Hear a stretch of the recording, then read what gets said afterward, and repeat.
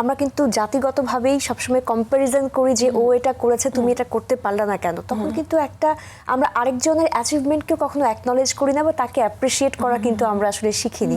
সেখানে একটা প্রতিদ্বন্দ্বিতা বা একটা অসুস্থ প্রতিযোগিতা কিন্তু তৈরি হয়। এটাও কি মানসিক চাপ আরো বাড়ায় কিনা? আমাকে ফার্স্ট হইতে হবে, ফার্স্ট আমি না হতে পারি, সেকেন্ড হয়েছি, এটা আমাকে গ্রহণ করতে হবে।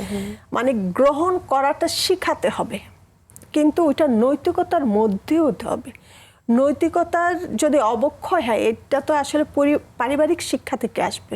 তখন কিন্তু আমাদের মধ্যে কম্পিটিশন কে কার চেয়ে কত বড় হব।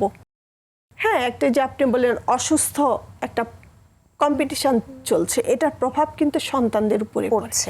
আর যখন সন্তানরা বড় হয় তখন কিন্তু তাদের মধ্যে যে আমরা বলি মায়া, মমতা, ভালোবাসা, ইমোশনাল যে বন্ডিং, প্যারেন্টসের মধ্যে কিন্তু এই বন্ডিংটা যদি তৈরি না হয় সন্তানের সাথে বাবা মায়ের, তাহলে কিন্তু বৃদ্ধাশ্রম আমাদের জন্য রেডি। কারণ আমাদের তো তৈরি করতে হবে মমতা, মায়া, সহনশীলতা, মানবিকতা, নৈতিকতার চর্চাগুলো। এগুলো না হলে তো আসলে আমরা কখনো একটা সন্তানের কাছে আমি যদি তাকে শিক্ষা না দেই ভালো কিছু, তাহলে আমি কিভাবে তার কাছ থেকে ভালো কিছু আশা করব ইন রিটার্ন?